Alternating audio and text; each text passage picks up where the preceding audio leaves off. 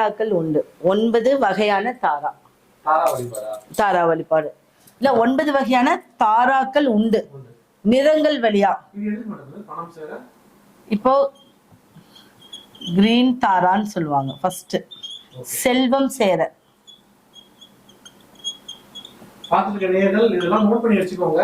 இதெல்லாம் எப்படின்றத என்ன மாதிரி ப்ரொசீஜர்ன்றத நீங்க மேடம் தெளிவாக சொல்ல போறாங்க. நிறைய பேர் நீங்க கால் பண்ணி மேடம் கிட்ட பேசணும்னு ட்ரை பண்றீங்க. கண்டிப்பா உங்க கால்ஸ் எடுத்து பேசுவாங்க. ஸோ என்ன டவுட்ஸ் இருந்தாலும் நீங்க இதை பதிவு பண்ணி கேட்கலாம்.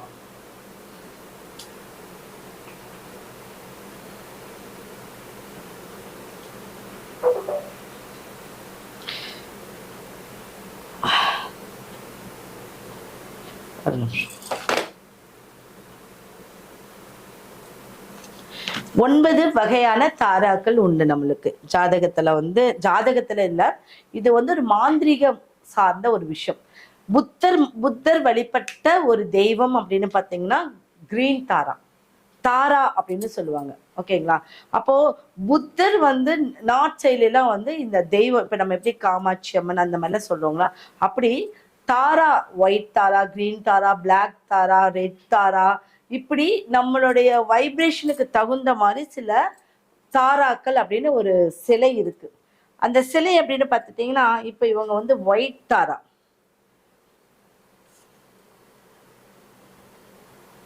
இது காமிக்கிறீங்களா சார்? இது தெரியுமா? இது ஒயிட் தாரா. சரிங்களா? அடுத்தது இது கிரீன் தாரா. இப்போ இவங்க எப்படி இருப்பாங்க அப்படின்னு பாத்தீங்கன்னா, இவங்களுடைய அந்த முத்திரைன்னு சொல்லுவாங்க, முத்திரை வடிவத்துல இருக்கும். நம்ம ஒவ்வொரு தெய்வமும் ஒவ்வொரு முத்திரை. இவங்க கண்கள் கீழ் நோக்கி இருக்கும்.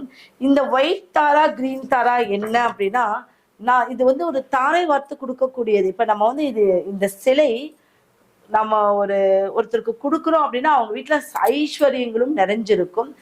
அவங்களுக்கு சந்தோஷத்தை நிறுவக்கூடிய தாரா, சந்தோஷத்தை கொடுக்கக்கூடியது.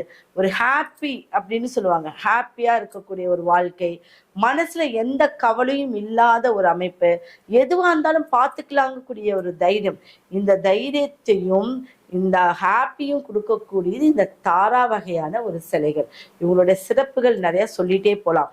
புத்தர் இவங்களதான் தேவதையா வழிபட்டாங்க அப்படின்னு சொல்லலாம். அப்ப இவங்க ஒரு வீட்டுல இருந்தா என்ன ஆகும்னா, அங்க செல்வம், செழிப்பு, தைரியம், ஒரு மாதிரி சந்தோஷம் எல்லாமே நிலைச்சு நிற்கும். ஒரு கடையில வைக்கிறாங்க அப்படின்னா அங்க கடையிலயும் ரொம்ப நல்ல சிறப்பான விஷயம் கிடைக்கும். புரியுதுங்களா? இதுக்கு நீங்க வச்சு தினம்தோறும் அவங்கள பூஜை பண்ணிட்டு வந்தாவே அவங்களுக்கு நல்ல ஒரு வைப்ரேஷன் கிடைக்கும். ஒரு மலர்களாலையும் ஒரு தீபாரத்தினாலும் இவங்களுக்கு பூஜை பண்றது நல்ல ஒரு வைப்ரேஷனை கொடுக்கக்கூடியது. ஏன்னா இதெல்லாம் என்கிட்ட கேட்டிருக்காங்க, இது என்னங்கன்னு என்னோட ஆஃபீஸ்லாம் கேட்டிருக்காங்க.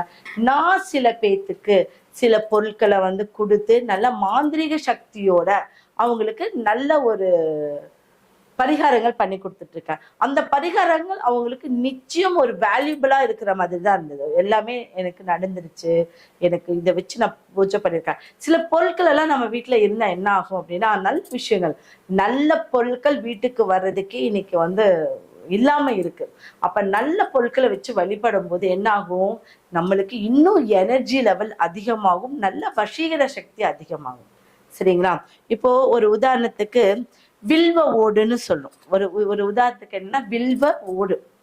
இந்த வில்வ ஓடு எல்லாருமே பார்த்திருப்பாங்க, ஒரு உருண்டையா இருக்கும். அதுல சிவன் மாதிரி உருவம் கொண்டு, லிங்கம் மாதிரி உருவம் கொண்ட ஒரு வில்வ ஓடு நம்ம வாங்கணும்.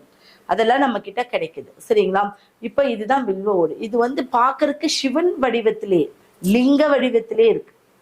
அப்ப இதை வச்சு ஒரு லிங்கமா வழிபட்டு நீங்க உங்களோட பூஜை ரூம்ல ஒரு பச்சரிசி பவுல்ல வச்சு நீங்க வழிபட்டா என்ன ஆகும், உங்களோட வீட்டுல இருக்கக்கூடிய கர்மாக்கள் அனைத்துமே தீந்துரும். ஏதாவது ஒரு தடங்கள் அங்க நடக்குது, ஒரு விபரீதம் நடக்குது அப்படின்னா அது நடக்காம அதுல இருந்து தப்பிப்பீங்க. அந்த அளவுக்கு ஒரு வைப்ரேஷன் இந்த ஓட்டுக்கு உண்டு. சரிங்களா?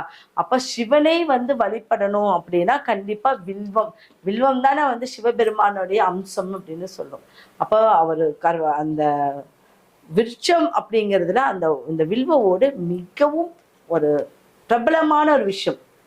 அதை வச்சுக்கிட்டாவே அது இவ்வளவு பெருசு ஒரு லிங்கத்தோடைய வடிவத்துல நீங்க வைக்கும் போது இன்னும் பிரகாசம் அதிகமாகும், உங்க வாழ்க்கையை மேம்படுத்தக்கூடியது இருக்கு. நிறைய சில மாந்திரிக பொருட்கள் வந்து கேட்டுட்டு தான் இருக்காங்க. மேடம் நீங்க வந்து ஒரு சிலர் வந்து இப்ப யாரோ கேட்டாங்க, எனக்கு தொழில் சிறக்கணும், தொழில் ரீதியா நான் மேல போகணும், தொழில் ரீதியா நான் வந்து ஒரு ஒரு அச்சீவ் அடையணும் அப்படின்னு கேட்குறாங்க. அப்ப அதுக்கு வந்து ஏறுமுகம் தான் நம்ம வாழ்க்கையை ஏறிக்கொண்டு போகுது. அப்போ ஏறு சிங்குன்னு சொல்லுவாங்க. ஏறு சிங்கு, இந்த ஏறு சிங்குலாம் மலை சார்ந்த ஒரு இடத்துல, மூலிகை சார்ந்த ஒரு இடத்துல தான் கிடைக்கக்கூடியது. அதுல ஏறு சிங்குல 2 வகை இருக்கு. அந்த 2 வகையில பாத்தீங்க அப்படின்னா தள்ளி தள்ளி இருக்கக்கூடிய ஒரு அமைப்பு இருக்கு. அடுத்தது நெருக்கமா, இதுதான் ரேர். இந்த ஏறு சிங்கு வந்து ரொம்ப ரேரான ஏறு சிங்கு. இதுல முட்கள் வந்து ரொம்ப பக்கமா இருக்கு, இல்லாட்டி இங்க இங்க இங்க இப்படிதான் இருக்கும். இந்த ஏறு சிங்கு அப்படிங்கிறது நெருக்கத்தை உண்டு பண்ணி தொழில்ல வந்து கச்சன்னு எனக்கு தொழில்ல செய்யறப்போ மக்கள் கூட்டம் நிறைய வரணும்.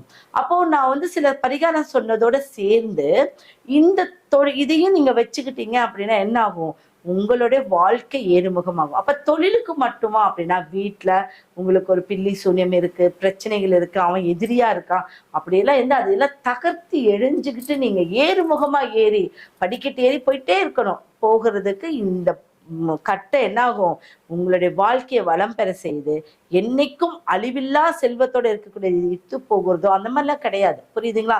நீங்க மறைந்தாலும் இது மறையாதுன்னு சொல்லுவாங்க. அந்த அளவுக்கு இருக்கக்கூடிய இந்த ஏறு சிங்கு நம்ம கிட்ட வந்து பரிகாரங்களா நிறைய விஷயங்கள் கிடைச்சிக்கிட்டு இருக்கு. சரிங்களா? ஒவ்வொருத்தரும் ஒவ்வொரு விதமா கேட்பீங்க. என்ன அப்படின்னா, மேம் இப்ப வந்து எனக்கு வந்து தொழிலுக்கு நிறைய பேர் சொல்றாங்க. கண்டிப்பா நிறைய விஷயங்கள் தொழிலுக்கு. ஒருத்தருக்கு வந்து பயம் அதிகமாகும். பயம் வந்து எதை கண்டாலும் பயம் அப்படின்னு சொல்லுவாங்க. அந்த பயம் ஏன் வருது? ஐயோ இந்த இன்வெஸ்ட்மெண்ட் பண்ணா பயம், நான் அதுல ஜெயிப்பேன், நான் ஜெயிக்க மாட்டேனா, இங்கிருந்து போகிறதுக்குள்ளேயே எனக்கு அங்க நெகட்டிவ் தான் வரும், அங்க ஒன்றும் பாசிட்டிவா எனக்கு வர போறது இல்லை அப்படின்னு பயத்தை ஏற்படுத்திட்டே இருப்பாங்க. அந்த பயத்தை போக்கக்கூடியது வந்து பாத்தீங்கன்னா இது ஒரு இதுக்கு பேர் வந்து பேய் விரட்டி. இப்ப இது என்னன்னா பயத்தை குறைக்கக்கூடியது. அப்போ ஒரு மனுஷனுக்கு பயம் இருந்தால் இது அவருடைய தலைக்கு பக்கத்துல, நீங்க தலைக்கு அடியில எல்லாம் வச்சுக்கூடாது, பக்கத்துல வச்சு படுக்கும்போது ஒரு 27 நாள் படுத்துட்டு பூஜை ரூம்ல வச்சுக்கிட்டு எப்பெல்லாம் ஒரு பயம் வருது அதை வச்சுக்கிட்டா என்ன ஆகும் அப்படின்னா, உங்களுக்கு பயம் என்பது போய், ஏன்னா பயம் என்பது நம்ம ஹார்மோன் சேஞ்சஸ்.